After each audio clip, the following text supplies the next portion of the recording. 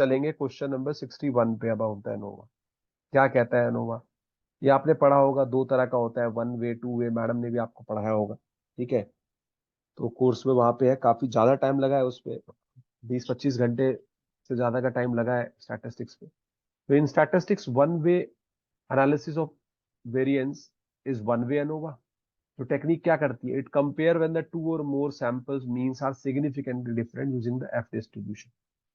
ठीक है, जहां पे आप करते हो एफ डिस्ट्रीब्यूशन वैल्यू जो आप लेते हो, ठीक है, एफ रेशो कह लो। And this analysis of variance technique require a numerical response variable y and single explanatory variable response 1way. One-way ANOVA analysis of variance compares the means of the two or more independent group in order to determine whether there is a statistical evidence that the association of population means are significantly different or not. One-way ANOVA एक तरह का parametric test है। ठीक है, इसको और क्या बोलते हैं? One factor ANOVA, one way analysis of variance, between subject ANOVA, ये सारे इसी के नाम है वन वे अनोवा के। ध्यान देन यहाँ पे एक बात आपको और ध्यान रखनी है कि जो one way the variable used in this test are known as dependent variable होंगे, इंडिपेंडेंट वेरिएबल होंगे, जिनको हम ग्रुपिंग वेरिएबल भी कहते हैं, फैक्टर भी कहते हैं।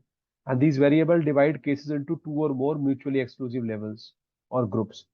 ठीक है, तो म्यूचुअली एक्सक्लूसिव मतलब जो आप कंपेयर करने के लिए ले रहे हो वहां पे। अब हम जा रहे हैं इस क्वेश्चन की तरफ वापस, और बहुत सारी बात हुई है इसके ऊपर, एनोवा के ऊपर, आपके स्टैटिस्टिक्स के कोर्स में।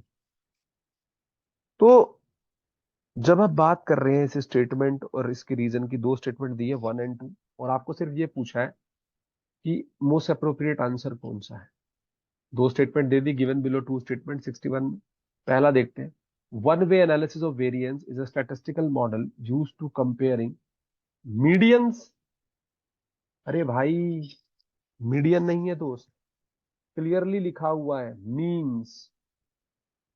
तो ये लाइन तो हो गई गलत, wrong wrong wrong wrong wrong. एक वर्ड से उसने क्वेश्चन गलत करवा लिया।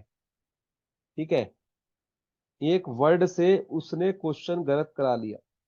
ठीक है ना? आपको देखो ये कितना कितना, मतलब कितना ध्यान से क्वेश्चन को पढ़ना है। हाँ, उसको खाली मल्टीप्लाई करेंगे नाइट्रोजन में।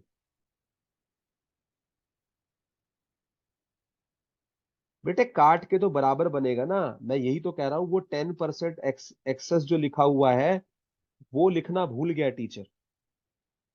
ठीक है, 10% एक्सेस ऑफ एयर का मतलब ये है कि वहां ज्यादा है जितनी होनी चाहिए उससे।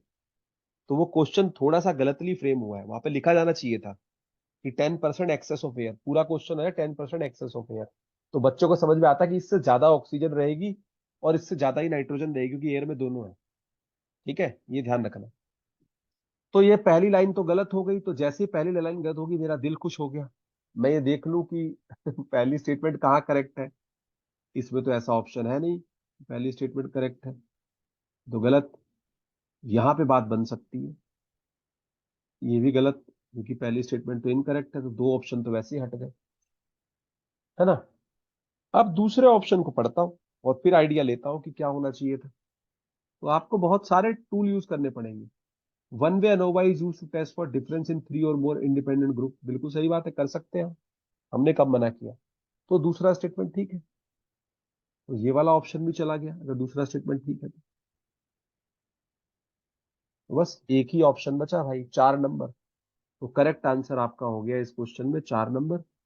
Where statement 1 is incorrect but statement 2 is correct. तो correct answer is fourth for question number 61। अब बताओ, कुछ था इस क्वेश्चन में? जिसने मीडियन ध्यान से पढ़ा होगा उसने क्वेश्चन ठीक कर लिया होगा। क्लियर है क्वेश्चन नंबर 61? किसी को कोई डाउट है इसमें? Question number 61, the correct answer is fourth only. किसी को कोई डाउट है? जिसने भी मीडियन वर्ड ठीक से पढ़ा, इसीलिए मैं कहता हूं क्वेश्चन को बहुत ध्यान से पढ़ो, क्योंकि जो क्वेश्चन को ध्यान से पढ़ेगा 50% वो क्वेश्चन को वही करेक्ट कर लेगा, उसको जरूरत नहीं पड़ेगी, उसको आगे जाने की जरूरत नहीं पड़ेगी गाइस। ठीक है, आगे चलते हैं हम लोग। पेपर कभी मुश्किल नहीं होता, पेपर हमेशा इजी होता है, बस आप क्या करते हैं, आपने ऑप्शन ठीक से नहीं पढ़ा, रिवीजन ठीक से करके नहीं गए, हम लोग जो बता रहे हैं चीजें फॉलो नहीं करी, पूरा सिलेबस नहीं पढ़ा पढ़ाने के बावजूद भी। ठीक है। अब आपको मान लीजिए हम कह रहे हैं कि भाई 15 दिन पहले आपका सारा सिलेबस खत्म है, उससे बड़ी बात ही नहीं हो सकती इतना डीप पढ़ा के भी।